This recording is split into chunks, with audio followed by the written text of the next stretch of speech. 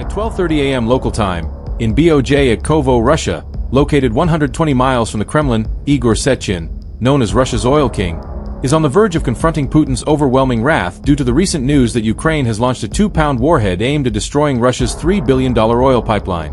The Ryazan-Moscow pipeline serves as the crucial steel artery of Russia's military operations.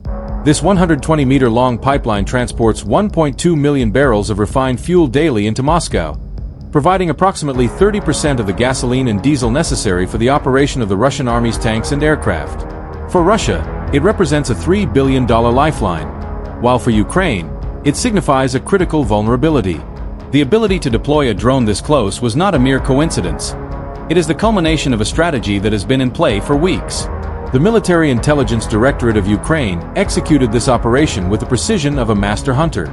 With a continuous influx of U.S. satellite intelligence, they meticulously charted the entire route of the pipeline, pinpointing this specific weak point near Bajovo. By mid-August, the comprehensive plan was finalized, set to be executed at 12:30 a.m. when the late summer fog descends at a brisk 50 degrees Fahrenheit, and the Russian sentries are struggling to stay awake after their third cup of lukewarm coffee. Understandably, the Russians protect this asset as if it were the last slice of pizza on the planet. On the operator's tactical map, the pipeline appears as a slender green line interwoven within a daunting web of red. This web is crafted by Russia's elite forces.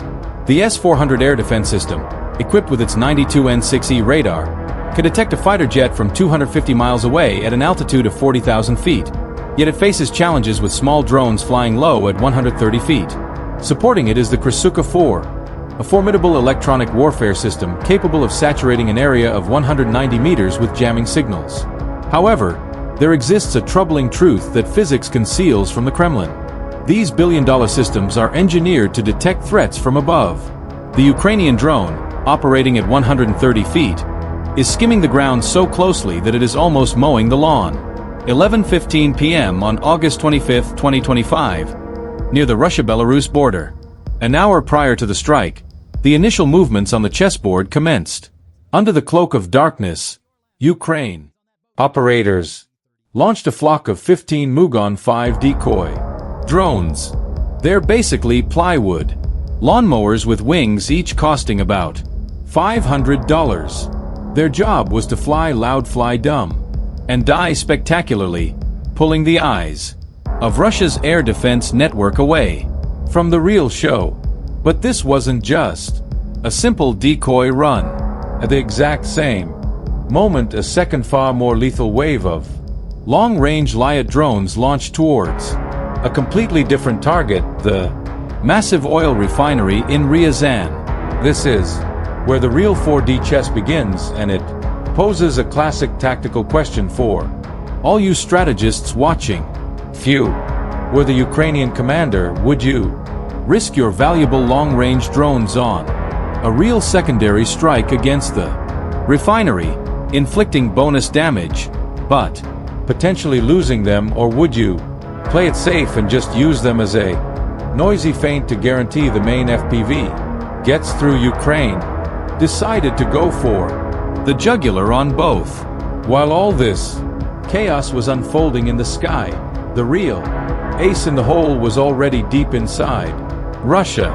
A beat-up unmarked panel truck, looking like it belonged to a local bakery, crept to a stop in a dense patch of woods just 12 miles from the Kovo pipeline section.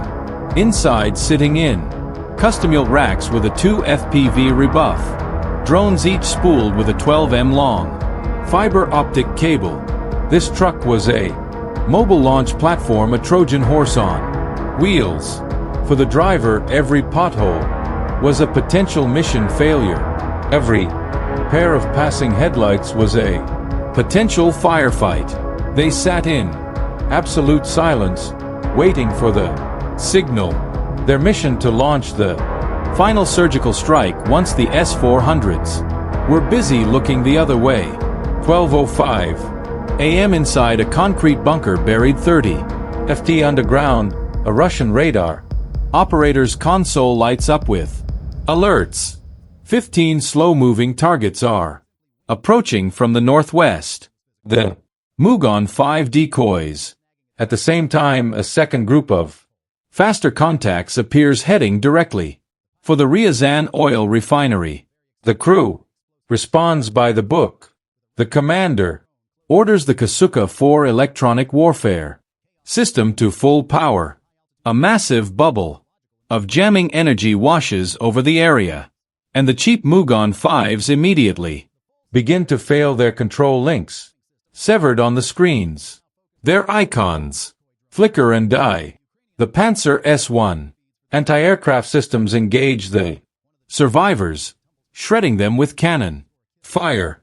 Simultaneously, the powerful S-400 launchers freed from the decoy distraction fire a salvo of missiles at the refinery attackers, turning the inbound LUT drones into fireballs. Within minutes, every hostile target on the board is gone. It's a clean sweep, a perfect defense.